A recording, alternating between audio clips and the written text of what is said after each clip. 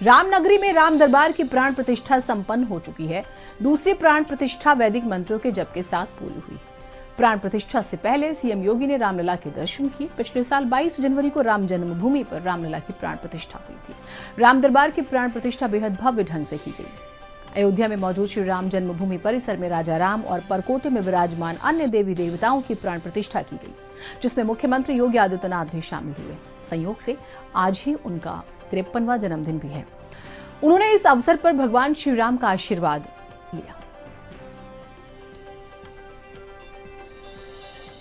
अयोध्या में राम दरबार सजा और बेहद ही खूबसूरत तस्वीरें आई। पहले रामलला बाल स्वरूप में थे और अब राजा राम के रूप में। राम जन्मभूमि में रामलला फिर से विराजमान हो गए। 11 वर्ष पहले, 10 वर्ष पहले जो असंभव था, आज वो संभव हुआ है। अयोध्या की इस वैभव को देख करके लोग अचंभित हैं, आश्चर्यचकित हैं, और अयोध्या वासियों के ही नहीं, संत समाज का ही नहीं, उत्तर प्रदेश वासियों का देश के अंदर और देशवासियों का दुनिया के अंदर लोग स्वागत करते हैं, अभिनंदन करते हैं। अयोध्या धाम के नाम पर उनके चेहरे पर एक नई चमक देखने को मिलती है। उत्तर प्रदेश भी अब नए भारत का नया उत्तर प्रदेश बन रहा है, विकास के नित नए प्रतिमान स्थापित कर रहा है, आधुनिक इंफ्रास्ट्रक्चर के लिए,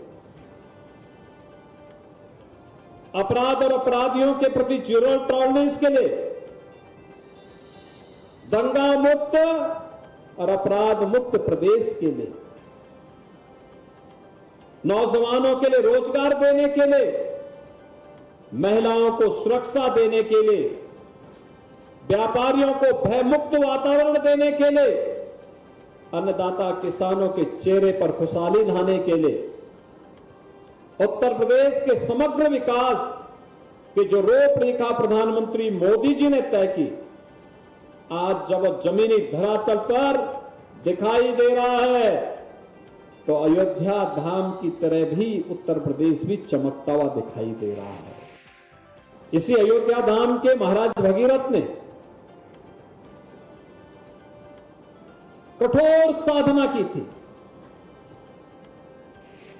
अपने पूर्वज महाराज सगर के पुत्रों के मुक्ति के लिए मां गंगा की धारा को गंगा सागर तक पहुंचाना है, इस संकल्प के साथ उन्होंने एक लंबे समय तक साधना करके देव नदी को इस धराधाम पर लाने में सफलता प्राप्त की, और तब से मां गंगा हम सबके उद्धार का कारण बनी हुई है। उद्धार